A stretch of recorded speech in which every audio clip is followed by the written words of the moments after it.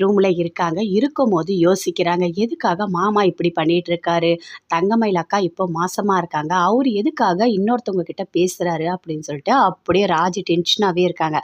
சரி நம்ம மீனா அக்காக்கு ஃபோன் பண்ணி பேசலாம் அப்படின்னு மீனாக்கு ஃபோன் பண்றாங்க. அவங்க அப்படியே படுத்துட்டு இருக்காங்க. ஃபோன் அடிச்சுட்டே இருக்கு. அப்படியே செந்தில் பார்க்குறாரு.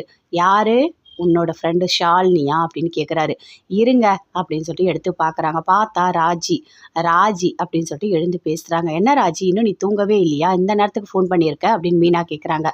அக்கா இல்லக்கா எனக்கு ஒரு சின்ன சந்தேகம். எனக்கு உங்ககிட்ட பேசணும் போல இருக்கு. அதனால தான் நான் ஃபோன் பண்ணேன் அப்படின்னு ராஜி சொல்றாங்க. சொல்லு ராஜி என்ன அப்படின்னு கேட்குறாங்க. இல்ல இப்போ நீங்க தான் சரவணன்னு வச்சுக்கோங்களேன்.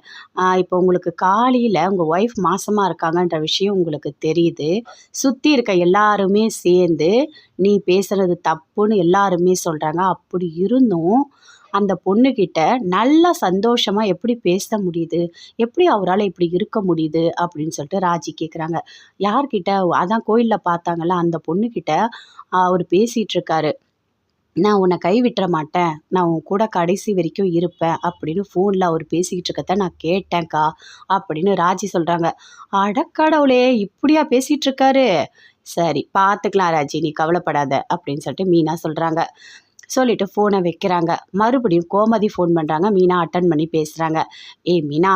நீ என் கூட வரியா? நாளைக்கு நம்ம தங்கமயில போய் பார்த்துட்டு வந்துடலாம் அப்படின்னு கோமதி சொல்றாங்க. நானா? எனக்கு வேலை இருக்கே அப்படின்னு சொல்றாங்க. என்னடி உனக்கு வேலை இருக்கு? ஞாயிற்றுக்கிழமை லீவு தானே அப்படின்னு கோமதி சொல்றாங்க. ஐயோ அத்தை எனக்கு துணியெல்லாம் கொஞ்சம் இருக்கு. உங்க புள்ளைக்கு பிடிச்சா மாதிரி சமையல் பண்ணி போடணும். அவ்வளோதான் அப்படின்னு சொல்றாங்க. ஏய் அதெல்லாம் அப்புறம் பார்த்துக்கலாண்டி. நீ கொஞ்சம் வாடி ரொம்ப ஓவரா பண்ற அப்படின்னு கோமதி சொல்றாங்க. நான் யோசிச்சுட்டு சொல்றேன் அப்படின்னு மீனா சொல்றாங்க. ஏய் என்னடி இப்படி பண்ணிட்டு இருக்க அப்படின்னு கோமதி கேட்குறாங்க. உனக்கு வேணும்னா நான் பிரியாணி பண்ணி தரேன் வரியா அப்படின்னு கேட்குறாங்க. ஐயோ அத்தை பிரியாணியா? உண்மையாவா?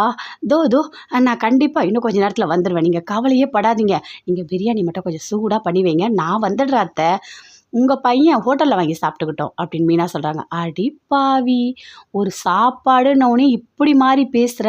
ஏன்டி நீ இப்படி இருக்க அப்படின்னு கேட்குறாங்க. அத்தை சாப்பாடு தான் ரொம்ப முக்கியம். என்னத்த எப்படி பேசுறீங்க நீங்க? அப்படின்னு சொல்றாங்க மீனா. அப்படியே பார்க்குறாரு செந்தில் எல்லாத்தையும். அட கடவுளே! ஏய் என்னடி நீ போய் எங்க அம்மா வீட்ல பிரியாணி சாப்பிட்டா, நான் கடையில வாங்கி சாப்பிட போறேன் அப்படின்னு சொல்றாரு. இங்க பாருங்க, ஒண்ணே ஒண்ணு தெரிஞ்சுக்கங்க. உங்களுக்கு ஒண்ணு தெரியுமா? எனக்கு பிரியாணினா ரொம்ப பிடிக்கும். அதுவும் அத்தை கையால சமையல் பண்ணா அப்பப்பப்பா இப்பயே வாயெல்லாம் ஊறுதே அப்படின்னு சொல்றாங்க.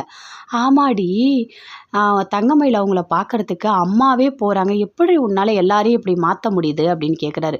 நான் என்னங்க பண்ணேன்? நான் என்ன பண்ணேன்? நான் எப்பவுமே யாருக்குமே கெடுதல் பண்ண மாட்டேன். புரியுதா உங்களுக்கு? அப்படின்னு மீனா சொல்றாங்க. சரி, சரி. நீ எப்படியாவது போ. நான் கடையில வாங்கி சாப்பிட்டுக்கிறேன் அப்படின்னு சொல்றாரு. அப்படியே யோசிச்சுட்டே இருக்காங்க. பாக்கியா அங்கேருந்து வராங்க. வந்த உடனே அவங்க அம்மா, அப்பா 2 பேரும் கூப்பிட்டு சொல்கிறாங்க. இங்கே பாருங்க, இன்னைக்கு என்னை பார்க்கறதுக்காக அத்தை, ராஜி, மீனா 3 பேருமே வராங்க. நான் மாசமாக இருக்க விஷயம் அவங்களுக்கு மீனா சொல்லிட்டாங்க அப்படின்னு சொல்கிறாங்க. அவங்க வரட்டும் ஒரு வழி பண்ணுறேன் அப்படின்னு பாக்கியா சொல்கிறாங்க. இங்கே பாருங்கள் அவங்கக்கிட்ட எதுவுமே பேசாதீங்க.